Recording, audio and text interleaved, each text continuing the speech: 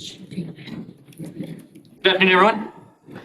Happy Monday. Hope everyone had a nice weekend.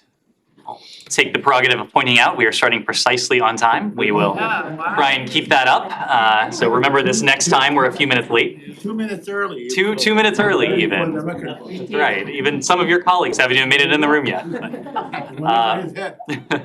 I have a few things and then we'll turn to questions. First, today and tomorrow, a large delegation of senior officials from the US government are attending the first meeting of the Negev Forum working groups in Abu Dhabi, joining representatives from the governments of Bahrain, Egypt, Israel, Morocco, and the United Arab Emirates in an effort to advance initiatives to encourage regional integration and cooperation. These meetings follow the March 2022 Negev Summit held in Sde Boker, Israel, which launched the Negev Forum, as well as the June 2022 Steering Committee meeting in Bahrain, where the 6 topical working groups focused on regional security, clean energy, food and water security, health, tourism, and education and coexistence were set up. The working groups seek to advance coordinated initiatives to encourage regional integration, cooperation, and development to promote security, peace, and economic prosperity for the benefit of people of the region, including initiatives that could strengthen the Palestinian economy and improve the quality of life of Palestinians. The Negev Forum is one of the series of initiatives to promote integration in the region as a foundation for an increasingly more secure and prosperous region. These initiatives include the expanding bilateral relations between Abraham Accord signatories, the I2U2 with Israel, India, the United Arab Emirates, and the United States, which is developing clean technology and food security initiatives following the president's visit to the region last year, and security initiatives and joint exercises under the auspices of Central Command. More than 2 years after the anniversary of the Abraham Accords and other agreements, we continue to see numerous benefits throughout the Middle East, including increasing economic relationships, more robust people-to-people ties, growth in tourism, direct flights, cultural, research, and academic exchanges, and better coordination on a range of other issues. The Biden administration remains focused on strengthening and expanding these opportunities whenever possible. Next, since last year's devastating floods in Pakistan, the US government has worked closely with Pakistan to provide funding assistance for flood response, food security, disaster preparedness, and capacity building efforts. I am pleased to share that today the United States announced an additional $100 million of recovery and reconstruction funding, bringing our total contribution to over $200 million. The new $100 million in funding will be used for flood protection and governance, disease surveillance, economic growth and clean energy, climate-smart agriculture, food security, and infrastructure reconstruction. The funding also includes humanitarian assistance to support flood relief and recovery efforts in refugee hosting areas. Our flood-related assistance complements our broader efforts to form a US-Pakistan Green Alliance that looks at the range of climate and resilience issues central to Pakistan's reconstruction. Pakistan's recovery and reconstruction will be a continuing process in the months and years ahead, and we will continue to support Pakistan in its efforts to build a more climate-resilient future for its people. And finally, on January 12th, the United States government, in partnership with the government of Japan, will sponsor the 5th Indo-Pacific Business Forum, or IPBF. The IPBF is an opportunity to discuss shared ambitions for the Indo-Pacific Economic Framework for Prosperity, as well as our respective priorities for the United States APEC host year and Japan's G7 presidency in 2023. The IPBF will also showcase high-impact private sector investment and government efforts to support market competition, job growth, and high-standard development for greater prosperity and economic inclusion in the Indo-Pacific. This hybrid event will feature an in-person program in Tokyo and a virtual component timed to allow for meaningful participation from across the Indo-Pacific region. For further information on the IPBF and how you can register, we encourage you to visit our website, www.indopacificbusinessforum.com. With that plug, turn it over to questions. Right. Thanks. I'll be very brief since I was late. I apologize. But you guys have a number. Sorry, go on. You guys have a number of initiatives out there about that deal with war crimes or potential war crimes or investigating potential war crimes in Ukraine. And I'm just wondering, Jake's comments this morning in Mexico City about looking at or saying that Iran might be complicit in any such war crimes is something that is being looked at. So I'm just wondering, is this an active area of investigation at least from the elements that you guys are involved in? So, Matt, you were right that there are a number of elements, and we are discussing, and when I say we, I mean primarily here at the State Department, Beth Van Schaak, our ambassador at large for global criminal justice, and her team, and others are discussing with other countries, with other entities, other venues, vehicles, and fora that may be appropriate to help adjudicate the question of war crimes. We've talked about some of the initiatives that are already underway. First and foremost, the cooperation we have and the support we're lending to the Prosecutor General of Ukraine and to that entity, knowing that the Prosecutor General, of course, has jurisdiction, has immense interest in pursuing these crimes, but also what the OSCE is doing, what the Human Rights Council has set up with the support of Secretary Blinken and the United States, and other initiatives that have been put forward by other countries and entities as well. We've also made the point that we're not looking merely at those responsible for pulling the trigger or for pressing the button, as it were. We are prepared in accordance with international humanitarian law to go all the way up the ladder to see to it who precisely is responsible for issuing these orders and not only for taking these actions. If in the course of that work we are in a position to determine that the Iranian government as a whole or that senior Iranian officials are complicit or responsible for war crimes, we will work to hold them to account as well. We've made no secret of the fact that Iran is providing Russia with much needed security assistance. And security assistance is almost euphemistic in this sense because this is more to the point the provision of lethal equipment that Russia is using every single day to target civilian infrastructure, to target energy infrastructure, to potentially even target civilians themselves. We've made the determination early on in Russia's war against Ukraine that Russia's forces have committed war crimes. We have continued to document evidence of war crimes, and if that evidence points to another state, points to other foreign actors involved in these war crimes, we'll work to hold them to account as well. Okay, but as you just said, you have already made that That's right. determination with Russia. That's right. You have not yet made it. We have not made a formal determination when it comes to other states or state actors. Thank you. We follow up on that one. Sure. Unlike Russia, Iran is a state sponsored terrorism designated by the United States government. Does it change how you have, once you make a determination, how you approach the foreign crimes investigation and also accountability for folks in the United States be able to, go after Iranian leaders by using the US law and by also using the fact that Iran is the state sponsor within the US legal system. There are certain differences between the state sponsor of terrorism designation that Iran carries and other designations that are attached to Russian entities, to Russian actors, but the designation of a state sponsor of terrorism doesn't allow us, or I should say, the fact that Russia is not a designated state sponsor of terrorism does not deprive us of any tools that we can appropriately and as warranted wield against the Russian government.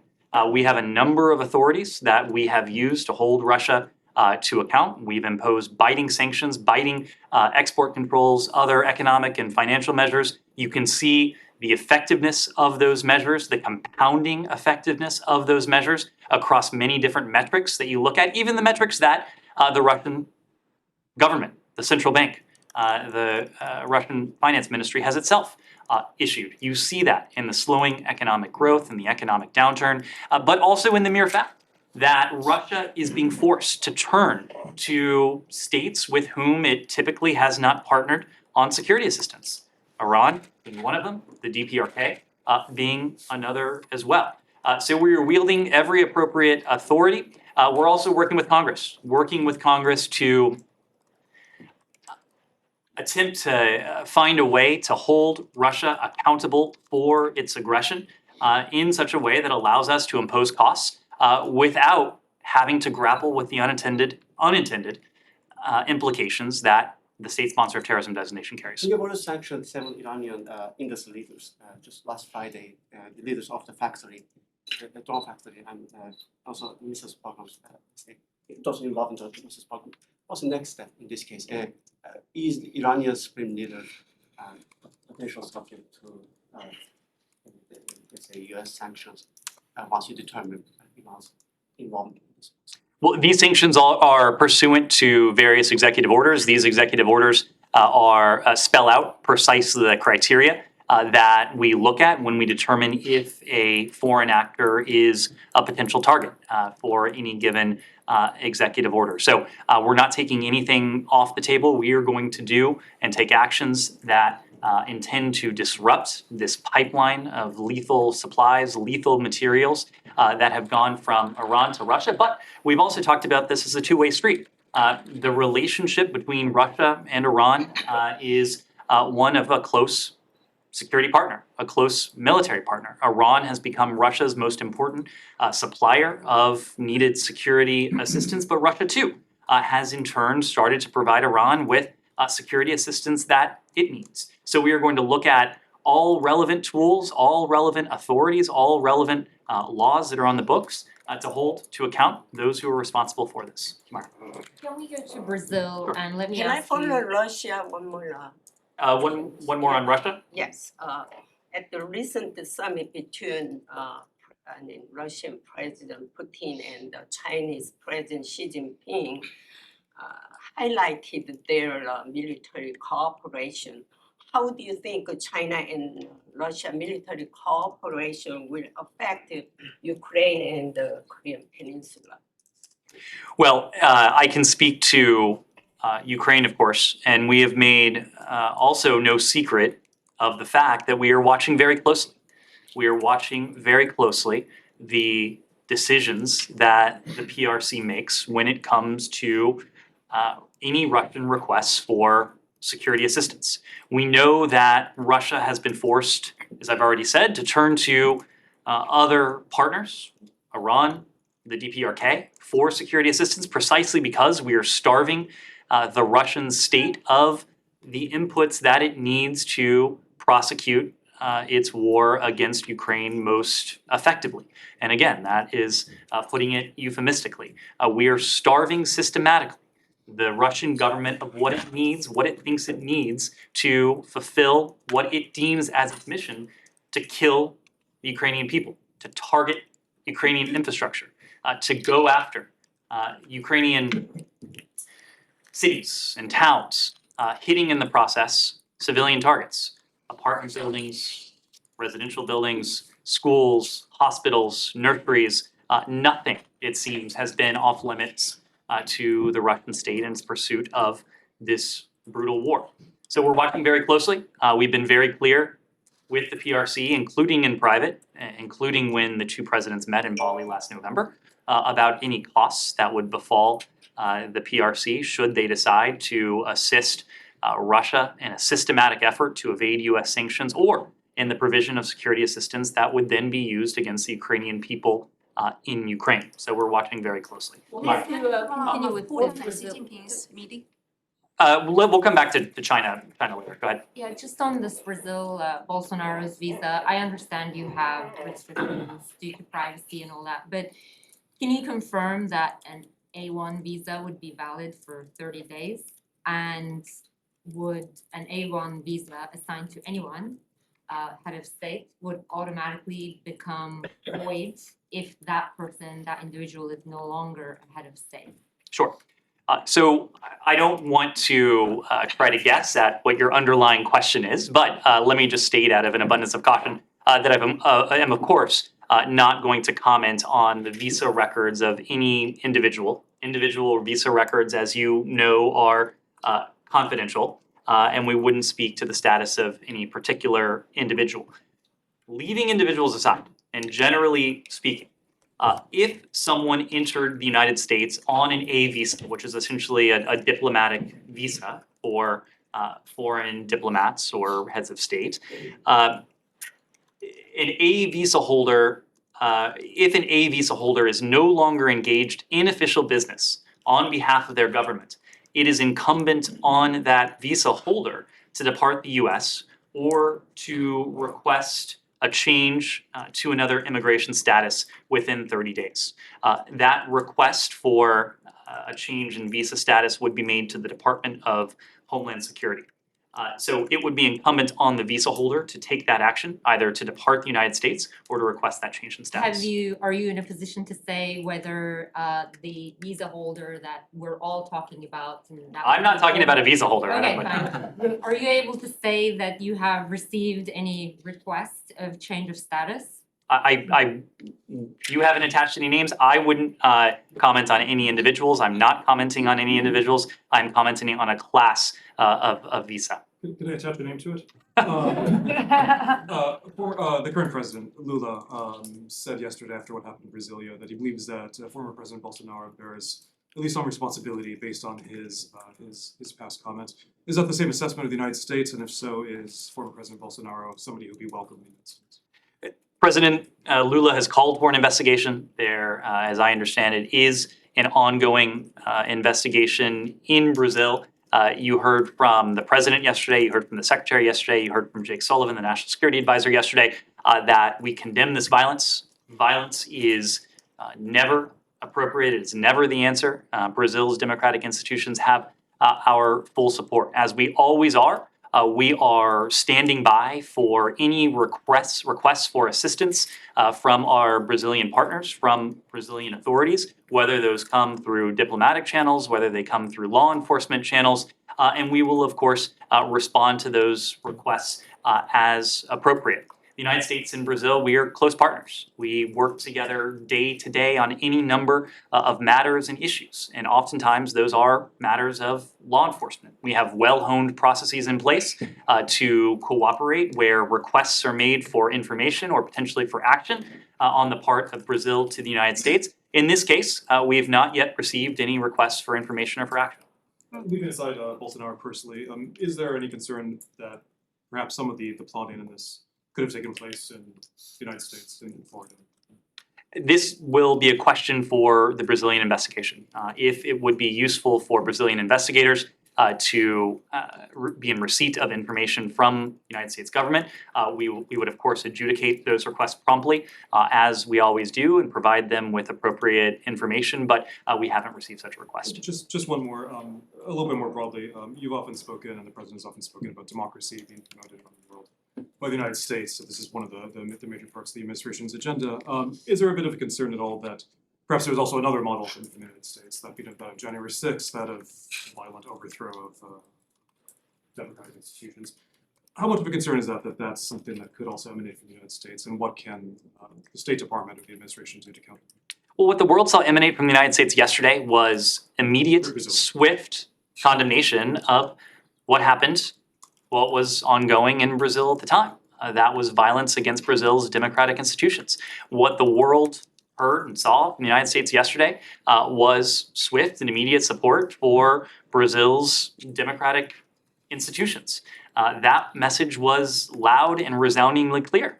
Today, the world heard that from President Biden, from Prime Minister Trudeau of Canada, from President Lopez Obrador of Mexico as well, in their joint statement. So that is precisely what the world has been seeing and hearing from the United States over the past 24 hours. Of course, we've consistently made the point, including in the aftermath of events in this country, that every democracy has its challenge. It is a reflection of the strength of that democracy, how it grapples with, how it responds to those challenges. And speaking in the case of Brazil, we've seen remarkable resilience from Brazil's democracy over the past 24 hours. The violence was quelled within hours. The institutions were cleared of violent protesters within hours. Range of Brazilian voices from across the political spectrum have condemned it. President Lula addressed his people. We've heard Brazilian politicians from all parties and all stripes condemn this violence, as they well should. Anything else on Brazil? Yes, go ahead. At least 4 American legislators, they asked the federal government, U.S. federal government, to do not allow the presence of the Brazilian former president Bolsonaro here in the country From your perspective, can this fact generate a diplomatic incident in between the two countries? No, because we have excellent cooperation with our Brazilian partners. As I said before, we on a daily basis work with our Brazilian partners through diplomatic channels, through law enforcement channels as well. And if there is a law enforcement matter that needs to be adjudicated between the United States and Brazil, we have well-honed, well-practiced processes for doing so, and we're prepared to do that. But as I mentioned before, we haven't received any specific requests just yet.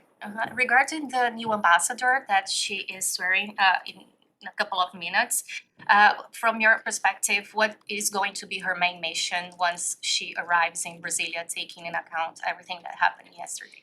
Well, the main objective for any ambassador, any U.S. embassy anywhere around the world is really twofold. Number one, it is to provide steady leadership to our team, and we obviously have a very large mission in Brazil, encompassing a number of facilities. But also, this gets to the second charge, which is executing the president and the secretary's vision for that bilateral relationship. We also have a broad bilateral relationship with Brazil. It's a pivotal time in terms of U.S. Brazilian relations with the new government, with this government, eager to work with President Lula and his team. I think you have seen that in the early engagement we had with President Lula, with senior U.S. officials traveling to Brazil to meet with then President-elect Lula, with the conversations that have taken place between President Biden and others, and Secretary Blinken, and their Brazilian counterparts.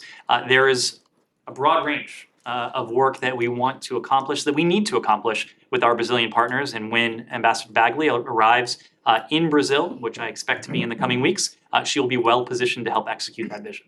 Thank you. Anything else on Brazil? Just one more just on the general question. So when you say that it's incumbent upon this visa holder to either leave the country or apply for a change in their immigration status, is that person precluded from getting another A visa because they're no longer head of state or no longer have that diplomatic status? What kind of Generally speaking, an A visa is reserved for someone who's engaged in official business in the United States on behalf of their government. right? If that is no longer the case, it's incumbent on that particular individual to solicit a change in their status to a different kind of visa, whether that person may be Oh, okay. eligible for a tourist visa, a business visa, or what have you. By the way, Okay. it's.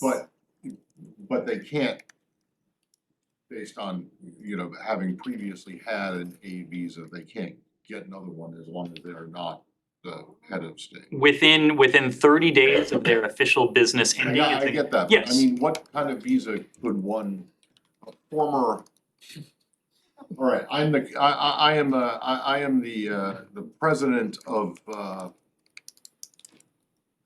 Narnia. And I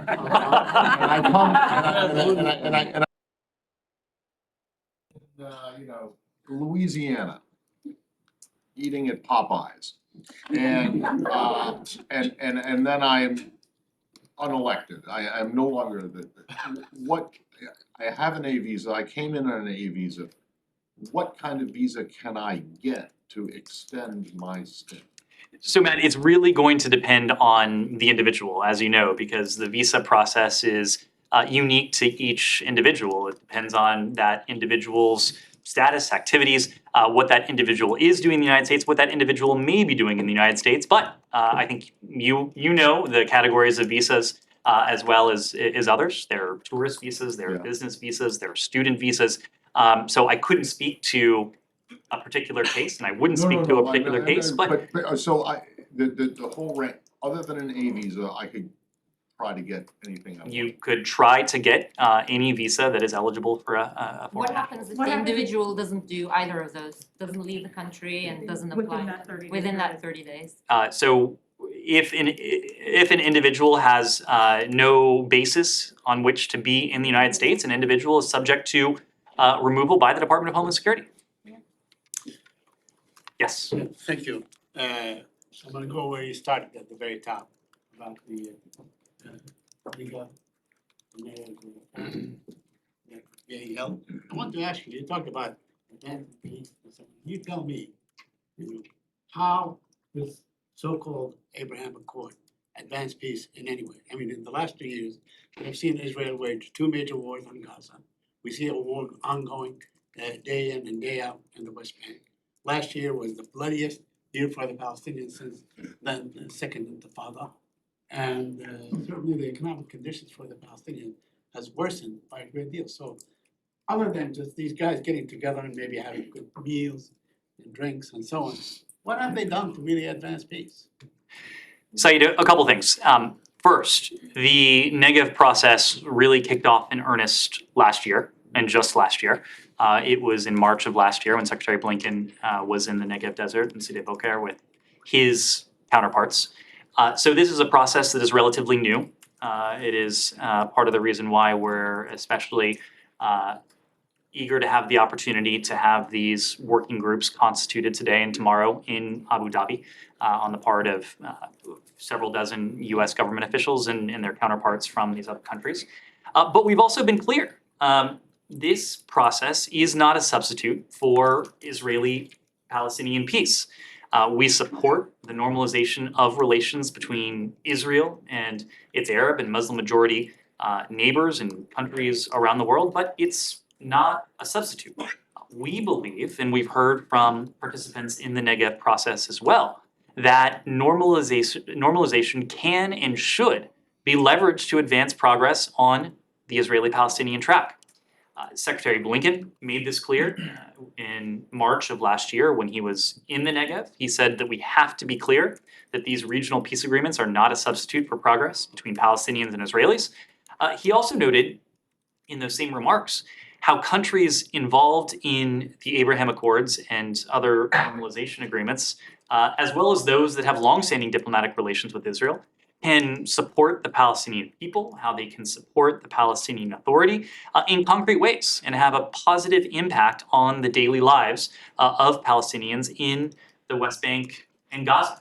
And I don't have to tell you, Saeed, that there are several of these countries involved in the Negev process that are doing quite a lot for the Palestinian people. There are other countries that have normalized relations or have diplomatic relations with Israel who are doing quite a lot for the Palestinian people. The United States is doing quite a lot for the Palestinian people on a basis of people-to-people ties. But this is an ongoing conversation. And it's a conversation that we believe can and really must support our goal of Palestinians and Israelis enjoying equal measures of freedom, of democracy, and of dignity. Well, I mean, those are fine words, but in fact, isn't this process aiding and abetting Israel into deluding itself that it's war with everybody else except for the Palestinians? Well, in fact, the war is with the Palestinians. It's not with the UK, not with Morocco. I mean, I can understand the transactional value of these accords and these agreements and so on. But in fact, for the accomplished peace, it's not there. And we've seen, like Oman was a country that was perceived as being probably the next place to normalize Israel, criminalizing any contact with Israel and that. So even on that track, they're okay. So, I mean, one can go on and discussing these things, but in fact, you have not, there has been not one step taken by any of these publics to really pressure Israel into easing its treatment of, making life palatable or giving anything that resembles equal measure. So every time the United States of America engages with our Israeli partners in a substantive way, we discuss issues as they pertain to Israeli-Palestinian relations. We discuss the need to improve day-to-day lives of Palestinian Palestinian civilians. We discuss ways we can make tangible advancements, tangible progress towards a negotiated two-state solution. I don't speak for other governments, but having been at the Negev last March, I can tell you that the Israeli-Palestinian conflict was a topic of discussion between other governments, the other participating governments in Israel. And I would suspect that in the talks that took place today and the talks that take place tomorrow in Abu Dhabi, there will be quite a bit of talk, including on the part of the United States, but also on the part of these other Arab governments, of the need to see tangible progress, tangible improvements in the day-to-day conditions for the Palestinian people. This is an opportunity to have those discussions, which itself is important. That lastly, Israel slapped sanctions on the PA because it's turning to the ICJ. I wonder if you have any comment on that. We have been consistent in our own strong opposition to the request for an ICJ advisory opinion concerning Israel. We've talked about that before, including last week. We believe this action was counterproductive and will only take the parties further away from the objective of a negotiated two-state solution. We are seeking both sides to take steps to move them closer to a negotiated two-state solution. We've also been clear that Israelis and Palestinians alike equally deserve to live in safety and security. They deserve equal measures of freedom, of dignity, justice, and prosperity as well. And we'll continue to encourage all parties to refrain from unilateral actions that threaten the viability of a two-state solution and the path towards direct negotiations. So would you urge the Israelis to release the money that they held? I'm sorry, To release the money that they held, we some $40 million? We have continued to make the point that unilateral actions that threaten the viability of a two-state solution, unilateral actions that only exacerbate tensions, those are not in the interests of a negotiated two-state Well, you solution. said the Palestinian move was counterproductive, but what about the Israeli move? Not just on the money, but also on the cancellation or the revocation of the travel. Well, this is part of the reason why we've opposed the Palestinian move when it comes to the ICJ, knowing that it could potentially only serve to increase tensions. That is exactly So in what other has words, happened. what you're saying is that the Palestinians brought this on themselves? Matt, I'm not saying that. I am Well, not saying I'm just curious as to why you say the Palestinian move was counterproductive, but you won't say the Israeli move. This was a unilateral action that certainly doesn't seem to move us closer to a negotiated two-state solution. In Okay, fact, so- it seems to set us back. Okay, so the ICJ referral was a unilateral move, but the Israeli response to it is not a unilateral move. It is purely a response, and therefore it's I did not okay? say that. I think it's fair to I'm call not it. trying to think. I think it is fair to Yeah. call it a unilateral response. So you don't like it? It is fair to call it a unilateral response. We wish we discouraged publicly the Palestinians from moving forward with this ICJ opinion because we didn't want to see tensions exacerbated. Do you discourage the Israelis from taking punitive measures in response? We have Or is private it private Palestinians' discussions. own fault? We have private discussions with our Israeli partners as well. It is clear that these steps have served to exacerbate tensions. This is not in the interest of a long-term negotiated solution. Which steps though? Just the We're Palestinian talking side about or both. We are talking about both. Yes, yeah. I want to ask you about Netanyahu's statements, but before that, I want to follow up on the Negev Forum. The fact that the Secretary of State is not attending, since the forum is not held on the ministerial level, is this a downgrade of this forum? Not at all. This was never intended to be held at the ministerial level. When the participants got together several months ago, they agreed that individuals at the sub-ministerial level would convene in Abu Dhabi.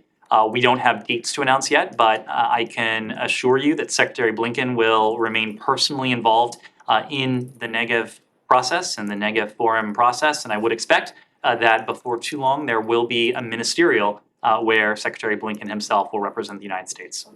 So, Prime Minister Netanyahu is sending his special envoy, as he call it, representative, who is, I believe, the Minister of Strategic Affairs, Ron Dermer. And he said that he want to formulate what's called a unified position between Israel and the United States vis-a-vis Iran. Can you articulate to us where do you agree with the Israelis and where you differ? Because even Jake Sullivan this morning in the Gado, he was referring as we might differ in the way that we execute things. Sure. At the strategic level, there is absolute consensus. There is absolute unanimity with our Israeli partners. We both wholeheartedly, fully are committed to the fact that Iran must never be able to acquire a nuclear weapon. That is the commitment President Biden has. That is the same commitment that we've heard from Prime Minister Netanyahu. It is, by the way, the same commitment that we heard from Prime Minister Netanyahu's predecessors. So we are in lockstep when it comes to that strategic goal. Now, there's no secret, and Jake alluded to that this morning, that when it comes to how we do that, there may be some tactical differences. There are some tactical differences. We've made no secret about that. We have a relationship with Israel that is close enough that it allows us to have candid conversations. And when we disagree, we disagree. We tell them what we think. They certainly don't shy away from telling us what they think. We believe that a diplomatic, maintaining that a diplomatic that diplomacy, I should say, presents the most viable, durable, sustainable means by which to permanently and verifiably prevent Iran from obtaining a nuclear weapon. That has always been our focus. Now, it has not always been the focus of the Iranians. And in fact, they have repeatedly turned their backs on a diplomatic deal in the form of what was on the table. That was a mutual return to compliance with the JCPOA. They did that most recently in September. It hasn't been on the agenda ever since. We continue to believe that diplomacy prevents the most attractive option, but we also agree with our Israeli partners that we shouldn't take anything off the table. We haven't taken anything off the table. And as we meet with our Israeli partners, one of the many issues we discuss is the various means by which we can see to it that Iran never acquires a nuclear weapon. So when you say, sorry, can I just follow with this? When you say that diplomacy is your preferred option, does that mean that you disagree with your own president when he says on a leaked tape that the track is dead and there's no going back to diplomacy? The president did not say diplomacy is dead.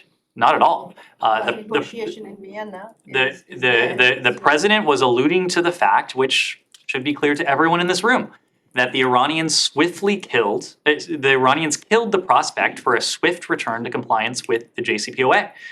A return to compliance with the JCPOA isn't on the agenda. It's not on the agenda for primarily one reason. That's because the Iranians turned their back on it. The Iranians reneged on commitments they had made.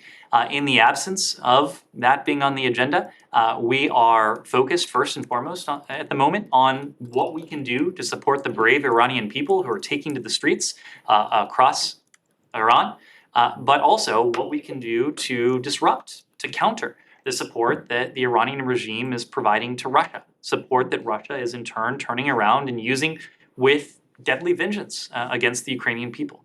So if the Iranian comes back tomorrow and says we're willing to resume the talks, then you will.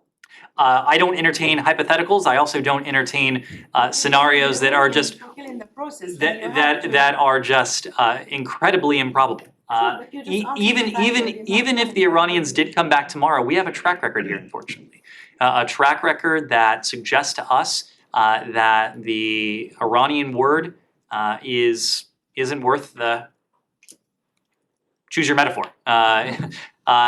We of course have been down this road with them. So we of course want to see this resolved peacefully. We want to see this resolved diplomatically. But we are going to, in the absence of any real interest in diplomacy on the part of the Iranians, continue to keep our focus on supporting the Iranian people, keep our focus on countering Russia's support of security assistance to, Iran's security assistance to Russia. Knowing that it was the United States that backtracked on its word, correct? With the ICGPOA. No, Saeed, that is not correct. It was not, That is was not not the correct. United States that pulled out of the deal? I am referring to last September. You may be going further back. Look, we can relitigate this. We have also made no secret of the fact that this administration considers the decision on the part of the last administration to withdraw from the JCPOA one of the greatest strategic blunders of American foreign policy in recent years. Will, Just one more on the visa issue. Will, go ahead. Just one more on the visa issue. Would it be out of the ordinary for a head of state, head of government to arrive in this country on something other than an A visa? I would be hard pressed to think of a scenario in which a sitting head of state or a diplomat would travel to the United States on something other than an A visa if that person were here in furtherance of official business. As diplomats, I'll use me. I assume I have a Privacy Act waiver for myself. If I were to take a vacation in a foreign country, I wouldn't travel on my diplomatic visa. I would use my tourist visa. You could imagine a foreign diplomat or a foreign head of state coming to the United States purely for tourism purposes and not traveling on an A visa, but I couldn't speak to any Is particular. that the case for Bolsonaro? Or? Go ahead. Yes. On Iran, I will also follow up on Brazil. So you say that the Iranians have swiftly killed the prospects of a swift return to JCPOA, and also you said your preference is diplomacy. And also you are saying that it's incredibly improbable that the Iranians are going to return to the table. So the question is, how can you convince us how the president is going to achieve his commitment that Iranians will not acquire a nuclear weapon while the situation right now is like this? Well, history can be instructive. It can be instructive in a case like this when we have a long history of pursuing this road with our partners and allies vis-a-vis Iran. The reason we were able in 2012, 2013, ultimately 2013 and 2014 with the JPOA, subsequently with the JCPOA, to arrive at a diplomatic arrangement was because we worked with allies and partners around the world to put significant economic pressure on Iran. What ultimately brought Iran to the table was not a strategic change in mentality on the part of the regime. It was, I think, a realization that they were under tremendous economic duress, and rather than provide them with a strategic asset, their nuclear program at the time was a strategic liability. It's our goal to ensure that Iran continues to feel pressure until and unless it changes course. Now, you can do that as the United States. The last administration attempted to do that with the strategy of maximum pressure. That clearly didn't work. What history teaches us is that economic pressure is most effective when it's brought to bear with other allies and partners. And so that's why we've put such a premium on working with our European allies and partners, particularly with so-called E3, the French, the Brits, and the Germans in this case, but also bringing along other EU allies and partners, countries around the world, to see to it that until and unless the Iranian regime changes its approach, it is going to feel the condemnation, but even more importantly, the economic and diplomatic pressure of the rest of the world. Yeah, but don't you And think I this, have- this roller excuse coaster me. in the Western approach Go, to this? go ahead.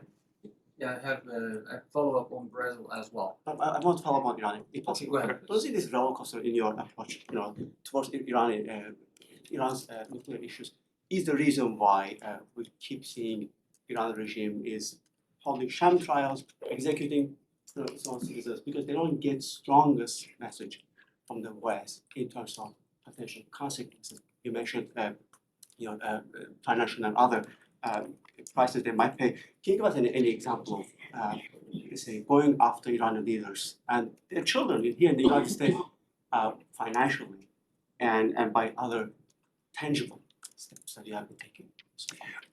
Alex, we've taken a number of tangible steps, and we've announced some of those steps even in recent months. You already alluded to the actions we took last Friday against 7 Iranian individuals for their support to Iranian UAV proliferation networks. We've announced sanctions on Iran's petrochemical industry.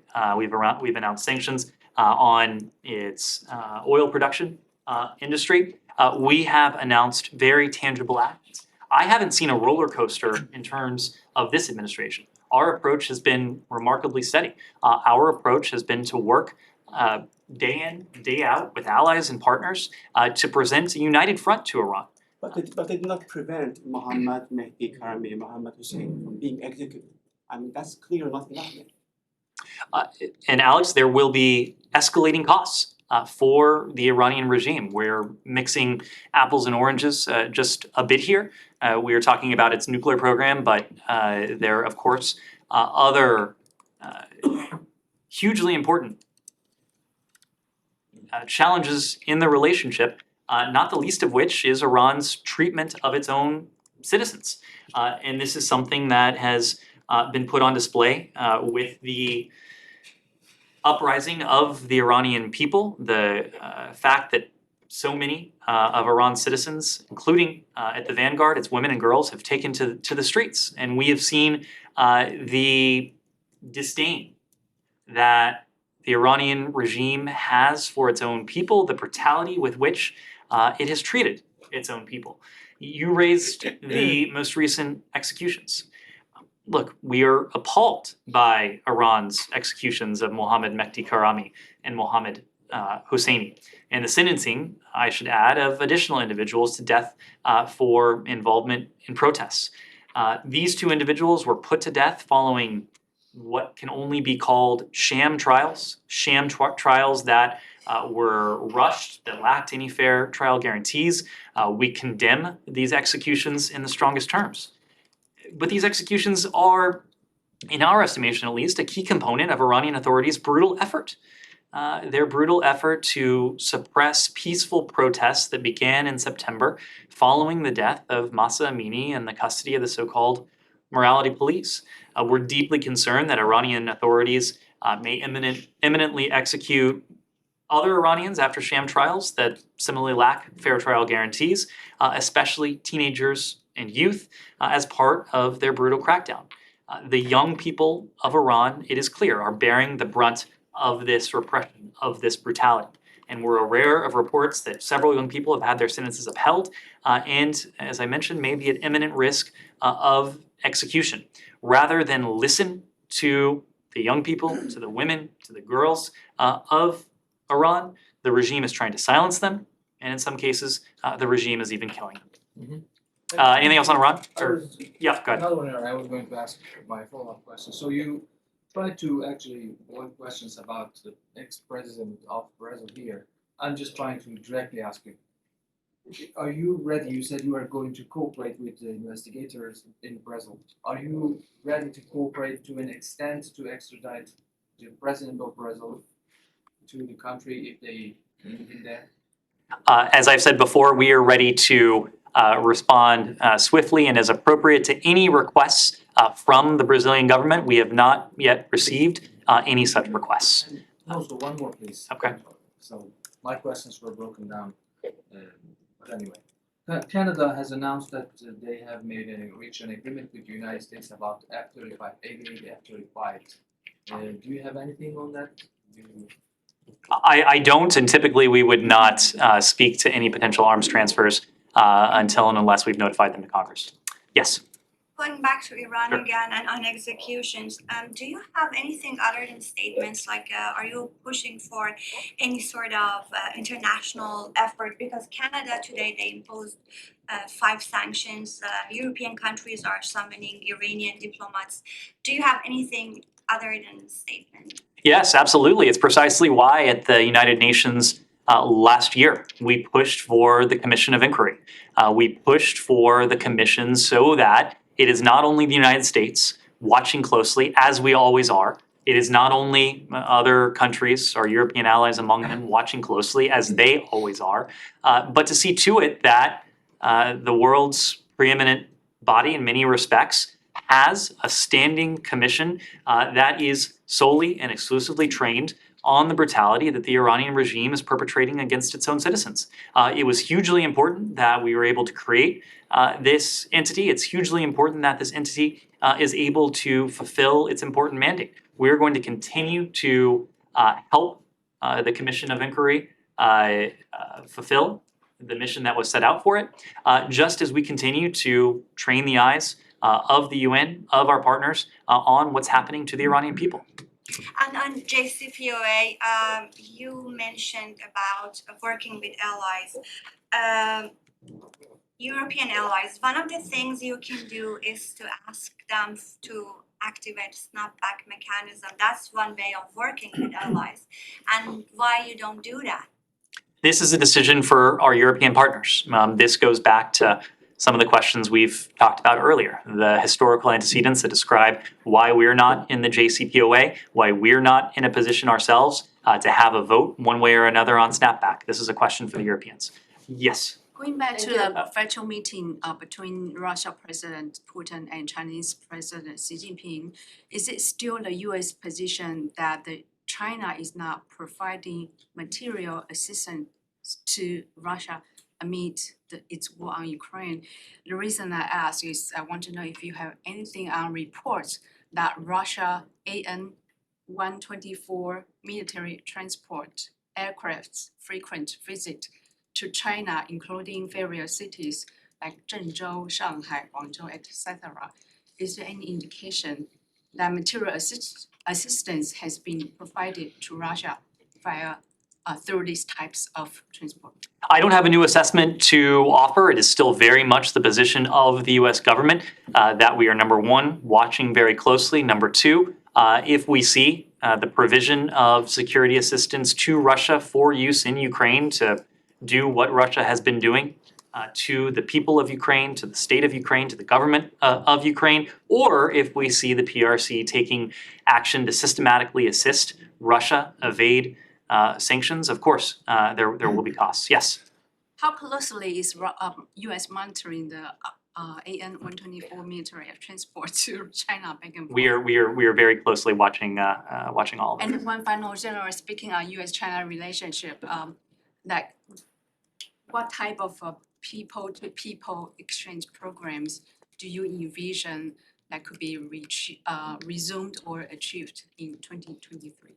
Well, I don't have any programs to speak to today, but when we talk about the bilateral relationship between the United States and the People's Republic of China, we typically refer to the government-to-government relationship. That's what we call the most consequential bilateral relationship on the planet. But it is a relationship that transcends governments.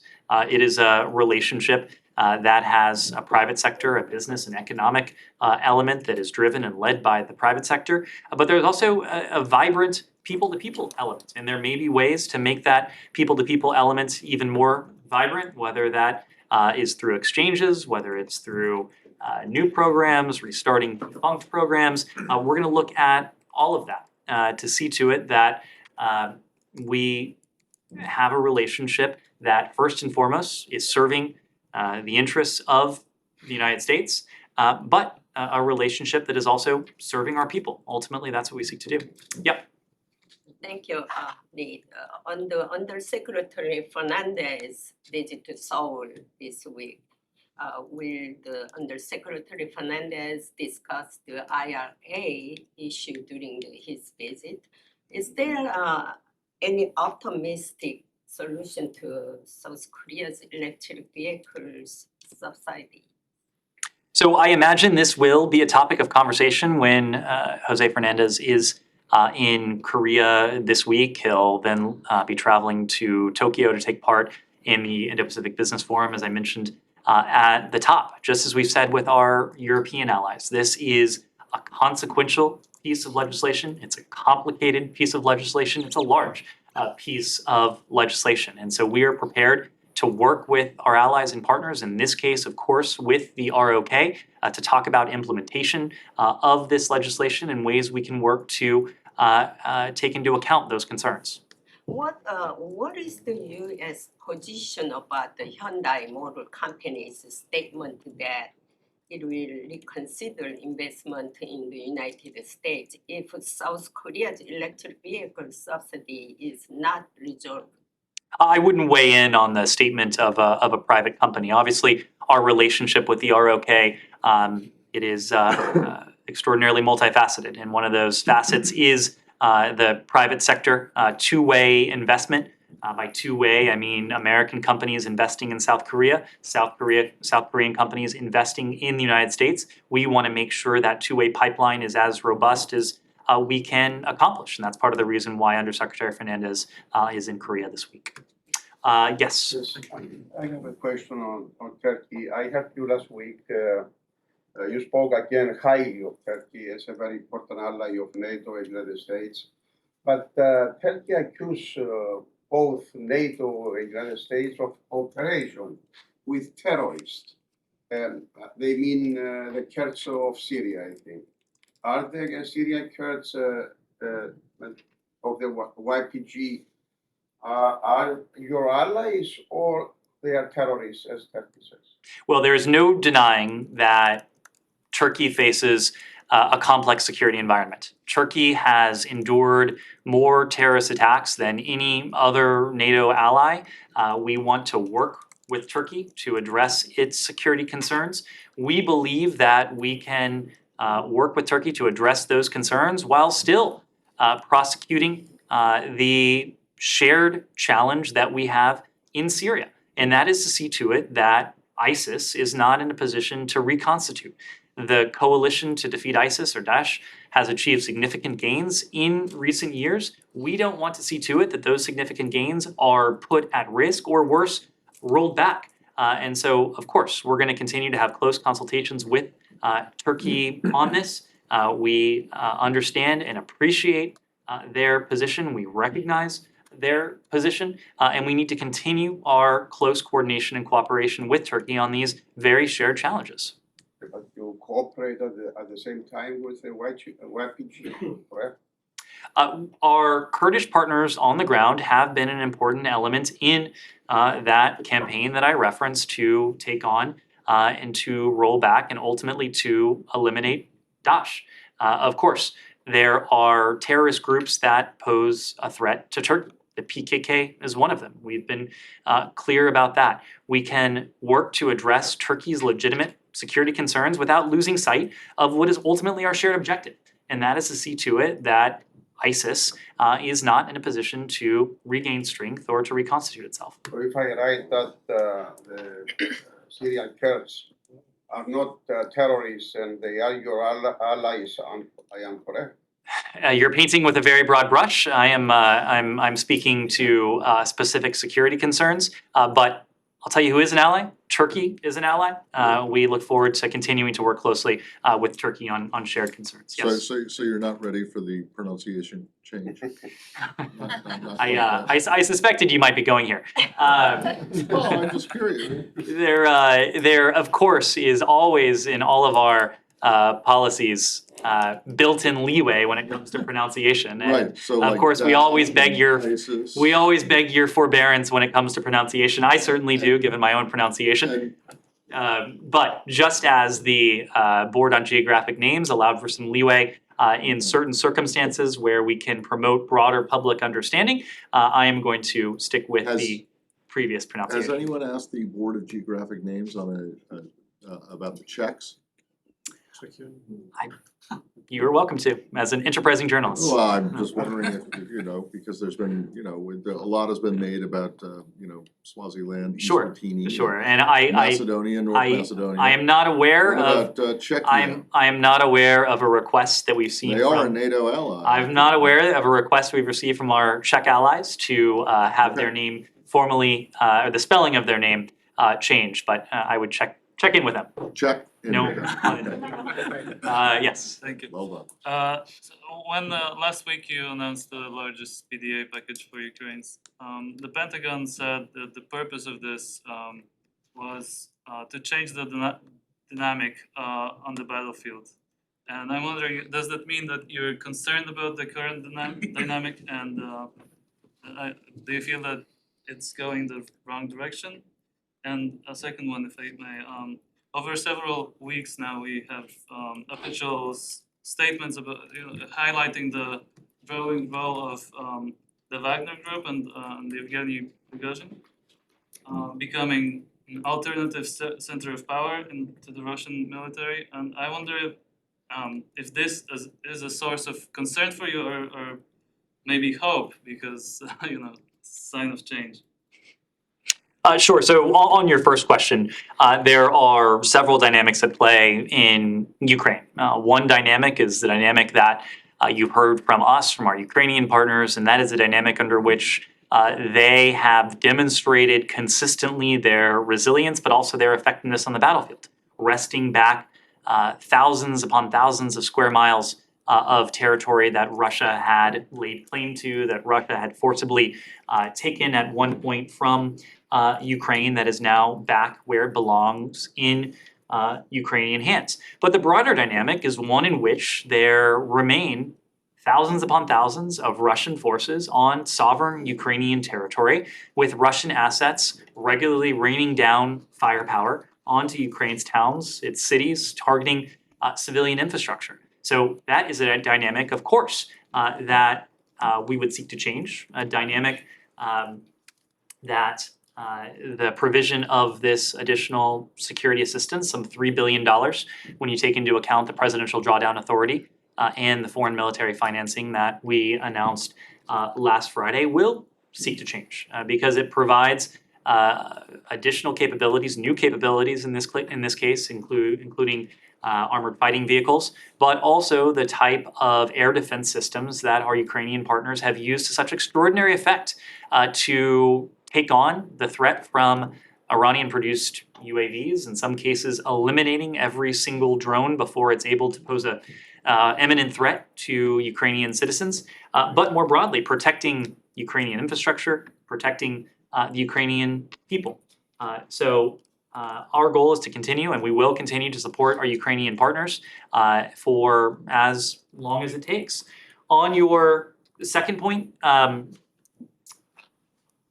it was on Prigozhin. Yeah, and like, how do you assess this? You know, you highlight that his role is growing, and like that he's becoming an alternative center of power to the Russian military. So I don't know if you see it as a positive development or not. Well, it certainly reeks of desperation. It certainly suggests that the Russians are turning to increasingly drastic means to project force beyond Russia's borders into Ukraine. There are now tens of thousands of fighters associated not with the Russian military, but with the Wagner Group. And if you look at the backgrounds of so many of these fighters, these are not highly trained infantrymen. These are convicts. In many cases, these are individuals who have been accused and convicted of heinous crimes, violent crimes, murder, rape, who are now fighting in Ukraine because they've been promised pardon or leniency. That itself is repugnant. Human rights groups have condemned it as extra-legal. We have made the point that it reeks of desperation. It's not going to change the ultimate tide of battle. A couple of final questions, Michael? Yeah, real quick, do you have any update on the Edwin Chibola case in Kenya, and has the US offered any sort of assistance to the Kenyan authorities to investigate the murder? Well, of course, we commented on the death, the tragic death, apparent killing of Edwin Chiloba last week. We sent our condolences to his family, to his loved ones, but also to the LGBTQI+ community in Kenya during their time of mourning. There were so many in that community in Kenya who benefited from his leadership, from his visibility, from his support. Violence against LGBTQI+ persons or anyone, of course, is unacceptable. But when violence stems from possible bias or stigma, it indirectly harms all members of the targeted community. Ultimately, acts of intolerance, the ultimate act of intolerance has no place in free and open societies. We made the point last week that we urge and expect the Kenyans to conduct a thorough and transparent investigation into his death. And of course, if there's anything we can do to assist, we stand ready to do that. Yes, Mel? Thanks. Just quickly again on the diplomatic visa, without mentioning any names, if someone came into the US as a head of state on an A1 visa and then was hospitalized and then their visa ran out, would they be permitted to stay in a hospital in the US as long as they need? And completely separately, do you have any comment on former President Bolsonaro being in hospital?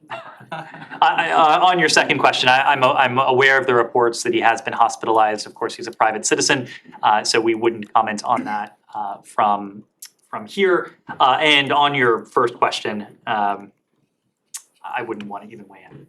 Yes. Just one last thing. With all the events this week with Japanese Prime Minister in town, the case of Lieutenant Rich Alconis, who's imprisoned in Japan, how front and center should we expect that to be? Has Secretary Blinken raised this case with his Japanese counterpart? Would you expect President Biden to raise this with Kishida?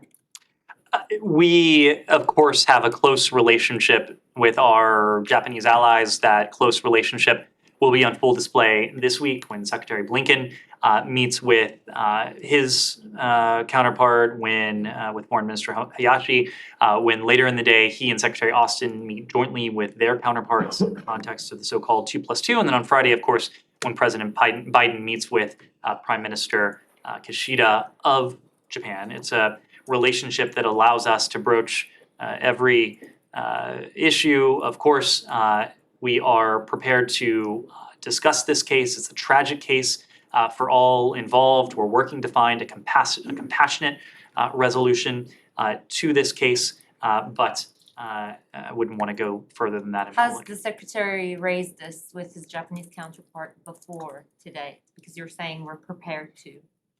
This case has been discussed with our Japanese allies. Yes. John, I was wondering if you have anything from me on the leading opposition figure, Tokigami, who's arrested and also is in jail and on the site, along with several others, including Bakhtiar. Sure, we're deeply troubled by the arrest and detention of Bakhtiar Hajiev and Tofig Yakoblu. We urge the authorities to release them expeditiously. We remain strongly committed to advancing respect for human rights and fundamental freedoms. And again, we urge the government to expect its citizens' right, including the rights to express views peacefully. Yeah, Sean, final Just question. briefly, Sure. One of the things you mentioned at the top, Pakistan and the assistance. Pakistan at the donors conference today, at the resilience conference in Geneva, so that this is time to relax IMF conditions, the restructuring package.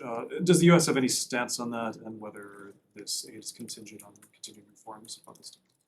This is ultimately a decision for the IMF, so would defer to them on that. We, of course, want to see Pakistan continue down the path of reform. We want to be a partner. We will continue to be a partner to Pakistan when it comes to all of their priorities, whether it's security, whether it's economic in this case, or humanitarian in the case of the provision of the additional funding for the flood relief today.